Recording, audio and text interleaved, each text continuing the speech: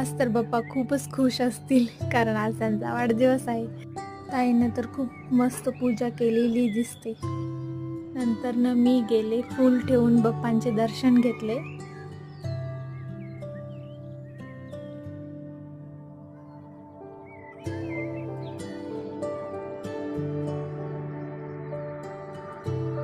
नंतर आम्ही सगळ्यांनी मिळून नाश्ता केला.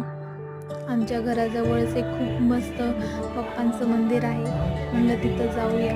मग मी आणि परी पप्पांचे दर्शन घेण्यासाठी त्या मंदिरात गेलो.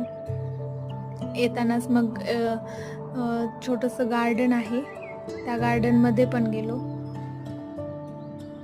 परीचं फोटोशूट पण केलं.